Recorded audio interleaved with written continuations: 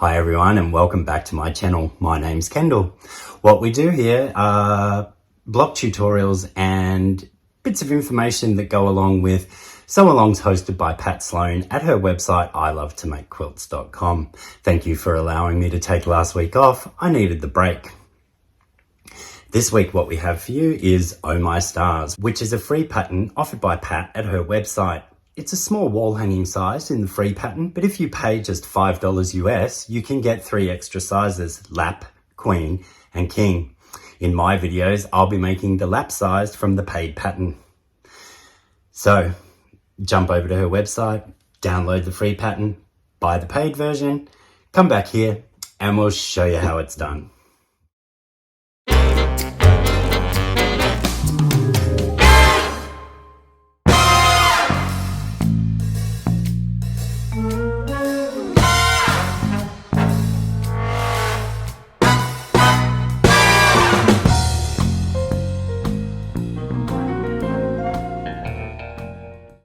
Welcome to the Oh My Stars Sew Along.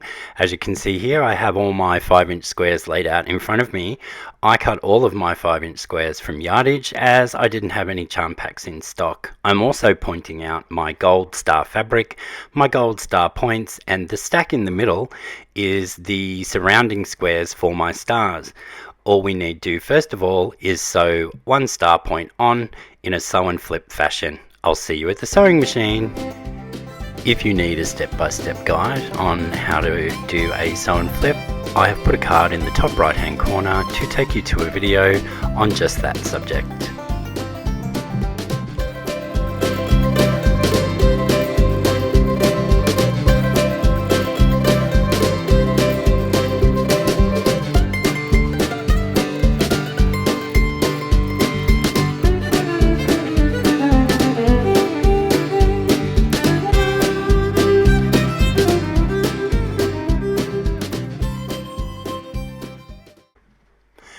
As you can see here, I have one star point sewn onto all of my squares, and I started to sew on the second one before I realized I had some directional fabrics, and I wanted these directional fabrics to be in a certain orientation. So I'm referring back to my image that I put together in EQ8 to see where these directional fabric star points fall, and ensuring that when I'm attaching the second star point that my fabric is in the correct orientation.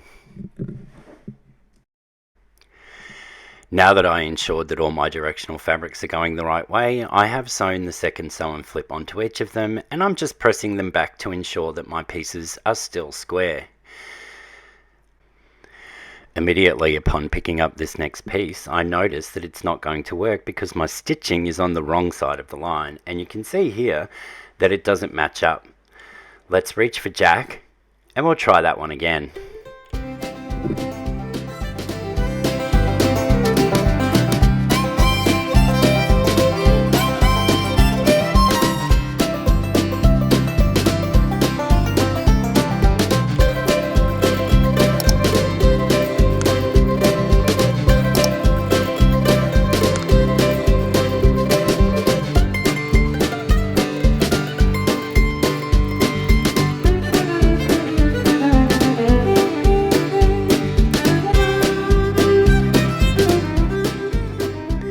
Just pulling the black one back over now to unstitch it and do it again. And when I unpick stitching, I do it in a weird way, I guess. A lot of people I know will cut every second or third thread and then just pull the pieces apart, or they'll run the seam ripper along underneath.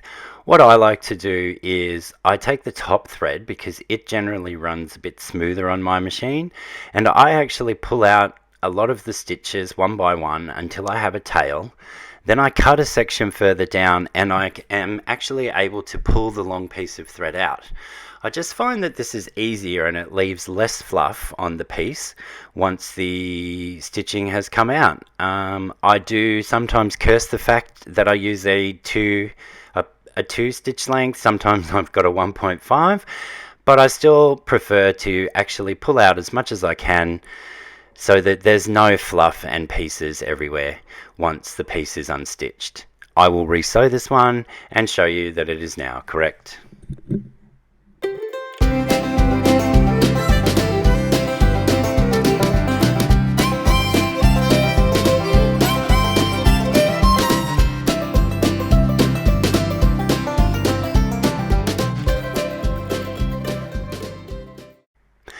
That's restitched now, and you can see straight away that my stitching is now on the correct side of my drawn line, and as I press it back, we do indeed still maintain a square. You will notice on all of these star points that there is more than a 1/4 inch overlap, and that is because these star points float. They don't meet perfectly like the point of a flying geese. So once you've sewn your seam allowance, you will actually have another 1/4 of an inch out to the star point. I'll now need to trim this other side on all of my star points and then continue on sewing the second point to all of my non-directional ones, and I'll meet you back. With all my star points done, I went ahead and made stacks of all my rows, referring back to the chart that I showed you before that I put together in EQ8 for fabric placement. And with that done, I figured while I was on the sew and flips, I could do the star points that go into the border. So I have them ready here, and once again we do a sew and flip on 2 like a flying geese, but remember the points float and they will not overlap directly on a 1/4 inch. So to the outside of the line, flip, press, trim, repeat.